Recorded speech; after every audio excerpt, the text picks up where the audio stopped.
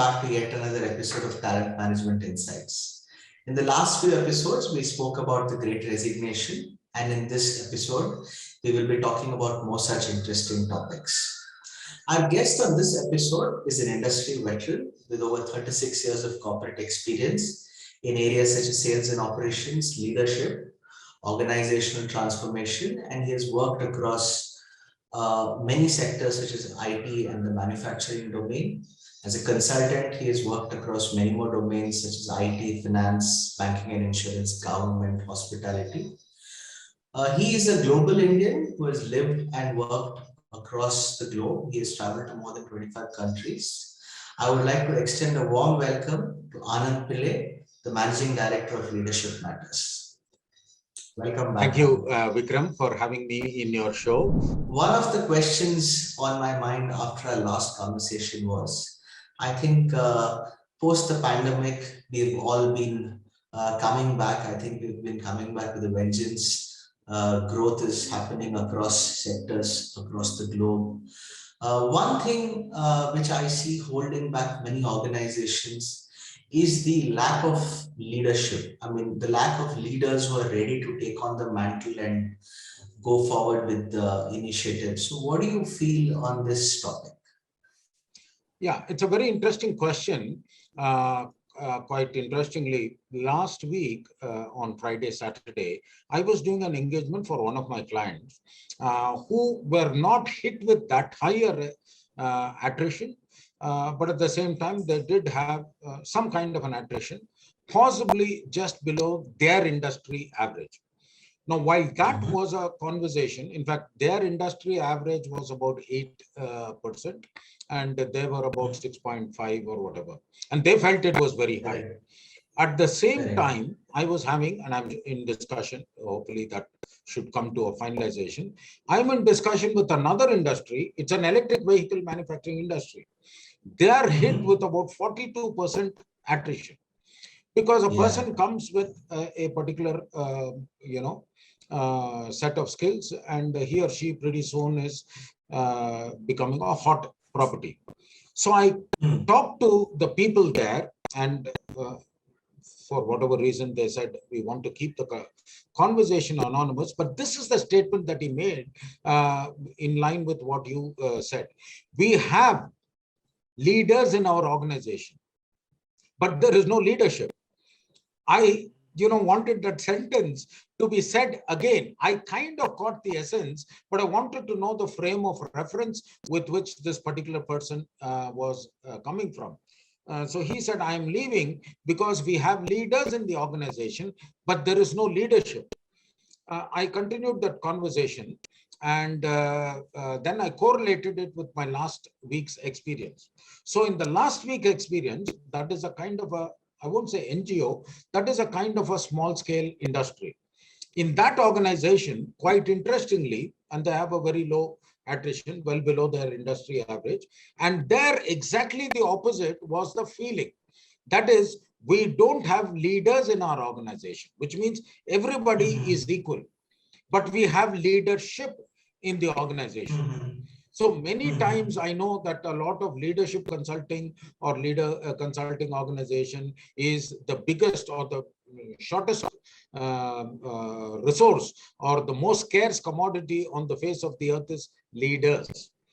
Well, I don't know if we can pinpoint whether it is leaders or leadership, but fact is that the leader or leaders should exercise their leadership in such a way that they are seen in the background, and for whatever reason they are not going to be available, leadership should be there. Leaders may or may not be there. And that is a very, very important reason why we are finding people staying in the organization, or we are finding people leaving the organization. And that's an important learning. Leaders are there. And I'm sure in any organization, leaders are there. There's a vice president, there's a senior vice president, there's a managing director. Those are all leaders, or there are leaders in position. Question is, does the employee on the ground feel that there is leadership in the organization? leadership in terms of a vision, leadership in terms of a mission, leadership in terms of a strategy for go-to-market, leadership in terms of what is our customer acquisition philosophy, what is our customer service philosophy, and so on. Leaders are there, but leadership, that is the big oxymoron that we are facing today. Leaders everywhere, but where is leadership? In line with water everywhere, but not a drop to drink. So when we talk of leadership, Anand, I mean, what is it that, is it that you see leadership being exhibited by certain types of people? And again, like you said, leadership is not linked to the position or the titular role that you have. So how is it that certain people or certain organizations have leadership available? Is this something which is inculcated or grown within, or is this something which comes with the person? Yeah. So that's another nice way of drawing out that question. See, the problem or the challenge that many organizations, and I would say more so in Indian organizations, we are all very hung up on titles. We are all very hung up on positions. We are all very hung up on hierarchy. So the question that the person is going to ask is, today I'm joining as a management trainee or a graduate engineer trainee. What will I become 3 years from now or 4 years from now? And even in the campus recruitment, we put a kind of a leadership journey of a particular person who has joined. We put positions, we put titles. That is not what the need of the hour is. The need of the hour is basically, are you demonstrating leadership? Increasingly, we are having what we would call an egalitarian society, a society where designations are not going to be there, where leadership is demonstrated. And here the catchphrase is, one can demonstrate leadership for a phase of his or her journey. One can demonstrate leadership for a particular moment in time. One can demonstrate leadership for a particular situation or in a particular context. Whereas when you look at the word leader, you are a vice president, whether you like it or not. That is a title that you have. It is more or less permanent. But today, for example, in this conversation between you and me, one would think that you are leading. You are the leader. So in one sense, you're my boss. I mean, you're calling the shots. You're asking me questions.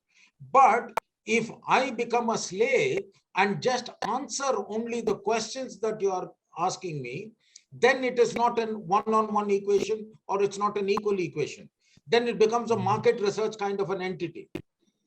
Correct. Where you ask me questions and I give answer. But our conversation should be enriching in such a manner that your questions going forward becomes that much more meaningful, that much more probing. And I also participate in a very meaningful manner.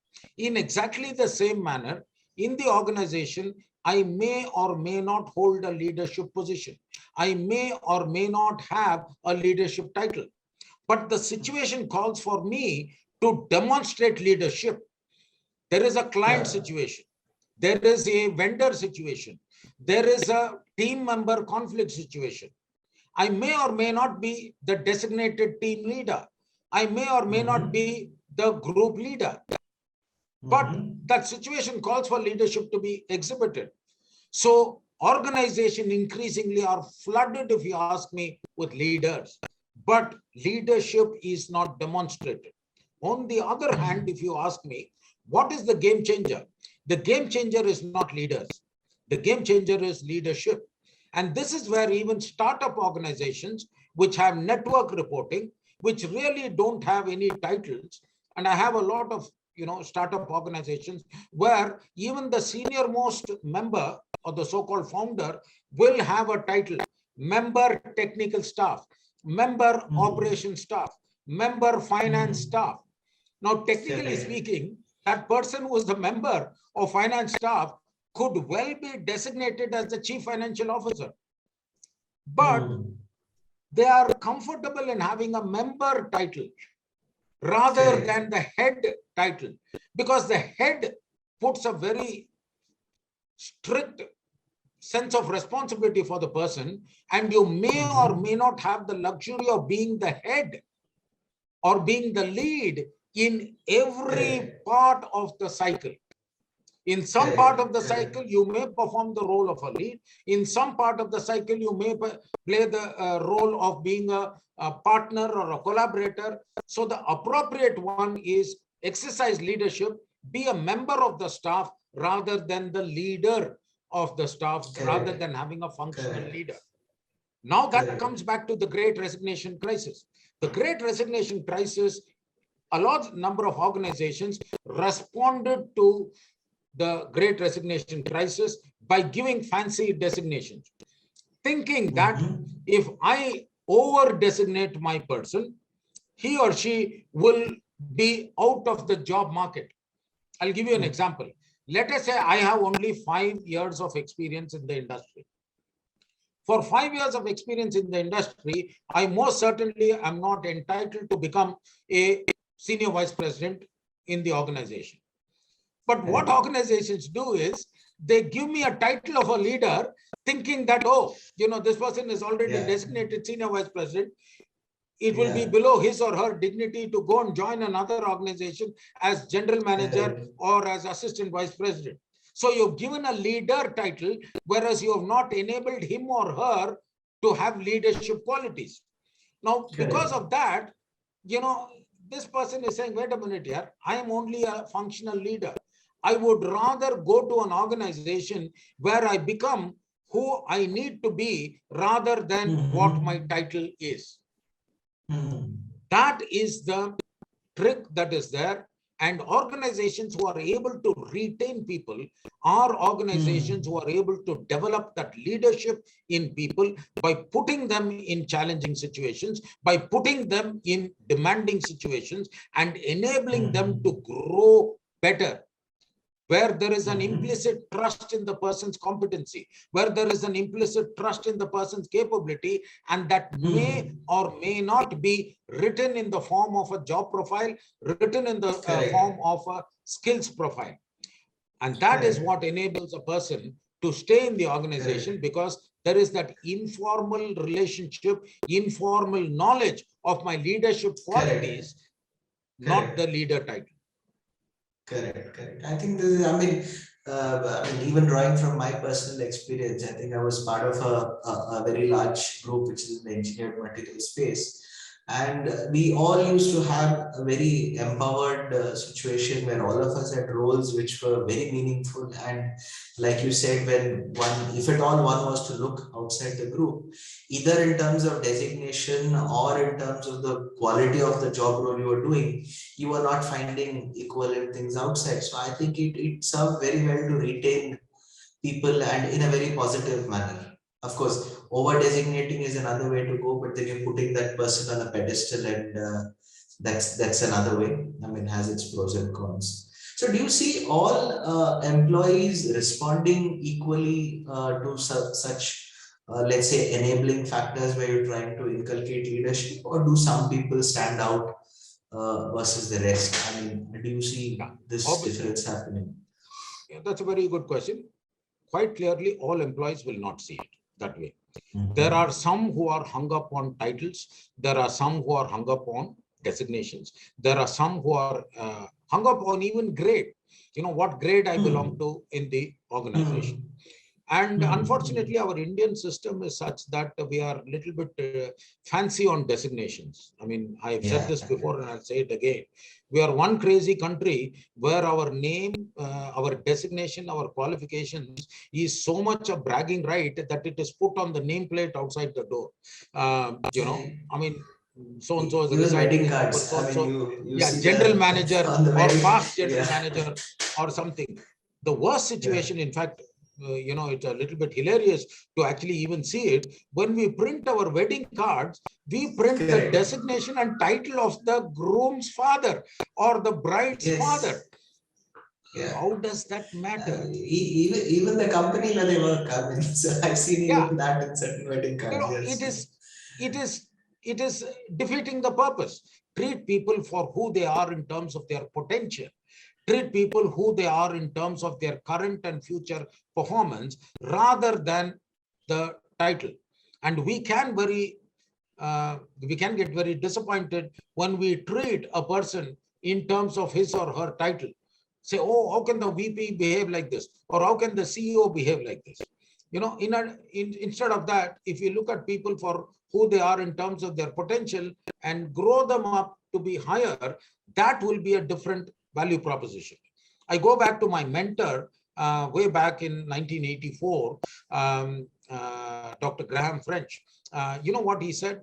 I don't want to place a crown on your head because the crown is heavy and your head will become heavy. And he used that as a metaphor. Head become heavy is actually a proud or a person who becomes proud. He said, I don't want to place the crown on your head, but I want to place it virtually just a few inches above your head.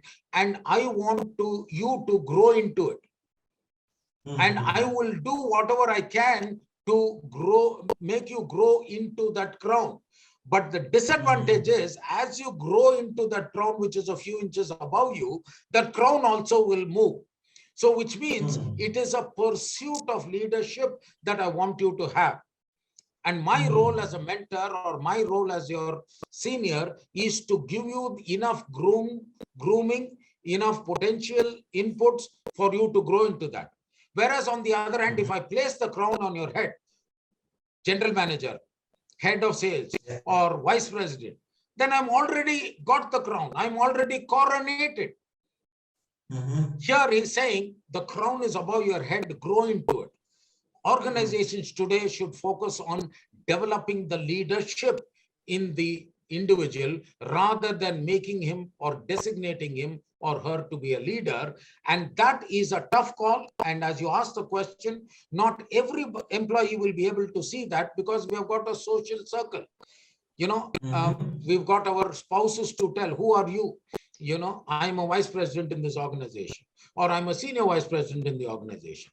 Well, that doesn't matter. It only has got a shelf life of 3 or 4 days. Afterwards, what do you do? When you ask your children, they're not going to listen to the title vice president or whatever. They're going to see what do you do in the organization. In fact, once my son actually told me, Papa, what do you do? He asked me the question. And I, as foolishly as I was at that point in time, I said, I'm the senior vice president in the organization. My son is a smart boy. He said, Papa, I did not ask what is your title. I asked you, what do you do? What then do I you again said, do? What do you do? Yeah. So I said, I'm the senior vice president in the organization. I do the function of a senior vice president in the organization. Now, can you imagine a 7-year-old boy? He doesn't understand what senior vice president is. He says, Papa, what do you do? It took a lot of time for me to articulate what I do. Then I said, listen, there are these customers. I need to find out how to acquire those customers. I need to give them a value proposition. And he did not understand the word value proposition. Then I had to translate it and say, I need to give them the reason why they should have us as their vendors and them as our customers. And basically, I translated it. I need to give a reason for you to be related to me and me to be related to you. Yes, we do have a formal position. You are my son and I am your father. But the day I start talking to you, you need to listen to me because I'm your father. And the day you start thinking, I need to listen to my dad because I'm the son, our equation becomes transactional. But the moment I add value to the relationship and the moment you add value to our relationship in terms of the keenness with which you want to do things, that relationship will be very enriching. So immediately, you know what he said? Wow, Papa, you get to convince customers to buy your product and services because of what you are giving them. I said, yeah. And for a moment I said, how I wish I had known that this is my job description. And I want to thank God for my son who probed me in making it embarrassing for me when I said I am the vice president. When he asked me, what do you do? That was a learning point in my life. I think many times having such conversations with children is a very good opportunity to reflect, and it helps one to distill things down to a level of simplicity that it really helps us to have clarity at different points of time, I think. Absolutely. I think this is a very interesting discussion we had, Anand.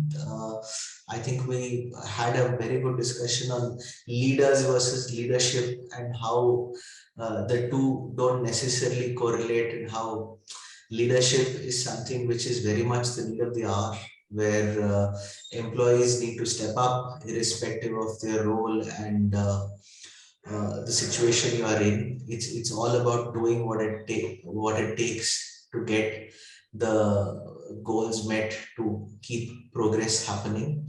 I think that's a very good distinction that you brought out, to develop the next generation of leaders and to bring about leadership at every level. So I think, as always, I've really enjoyed this conversation with you, Anand. Thanks a lot, and hope to be having many more such conversations with you.